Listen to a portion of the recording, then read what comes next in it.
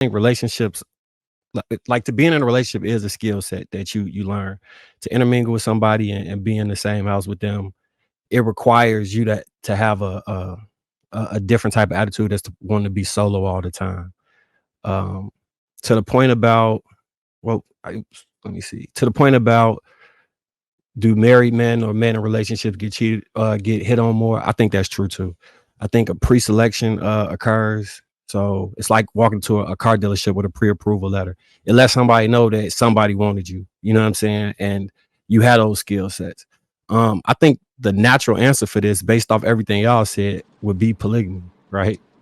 If you in a situation where you can be honest about who you are and that you may have these inclinations or may want another woman, all this other stuff, it could be done within the confines of a relationship, so it's no deception that occurs because you and her are on the same page and y'all understand that. That's if you want that. If you don't want that, then monogamy would be the route, and then you'll be able to remain in that committed relationship. But if you have those urges and that's something you want to do and you're able to express that with your partner, then I think it's nothing wrong. We're moving forward just as long as no deception is allowed, so y'all on the same page.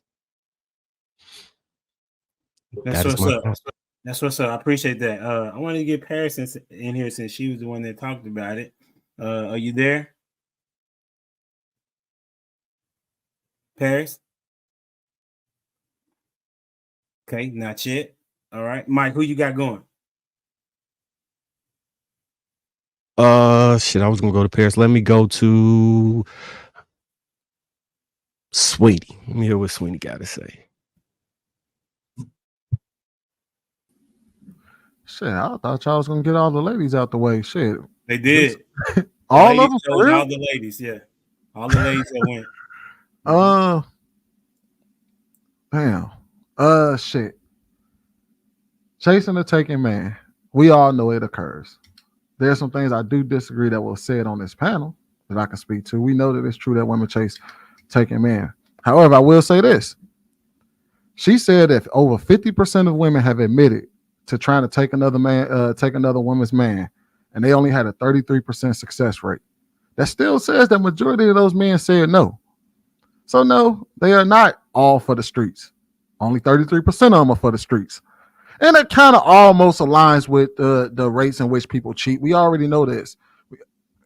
We already know the data on that. We know that we know the data on what group, what the percentages are regarding cheating. So I don't know. I would say that the problem with kind of what Andrea said, and I don't doubt her experience.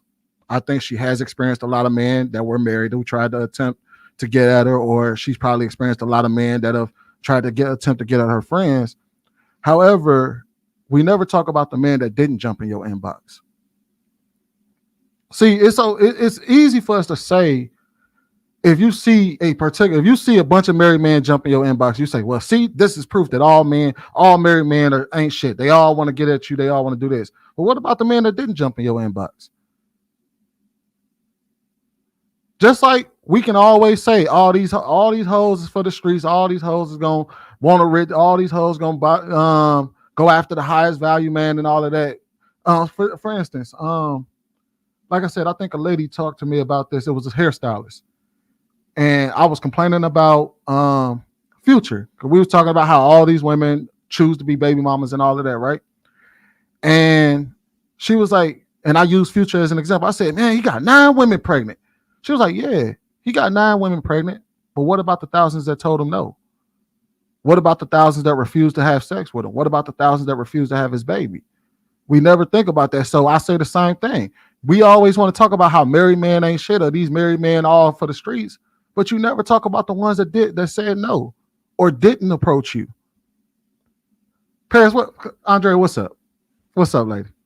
First of all, you talking about statistics. I know you don't think that they really went down a line of men and was like, hey, have you ever cheated on your wife before? Yes or no? And just, do you think those people on that actual survey were being completely honest? Like, let's be here.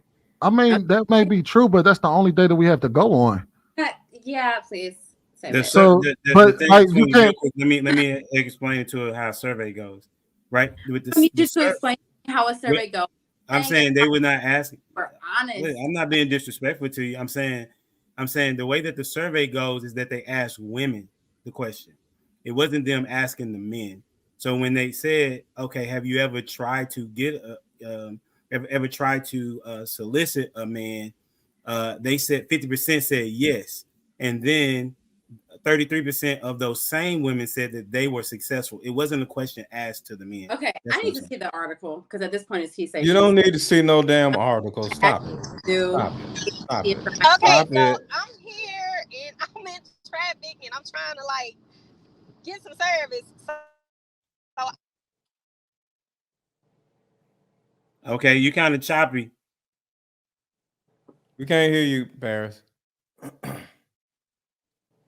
So who's next? Sweeney. Well, we'll go with Trev. You haven't went yet, right?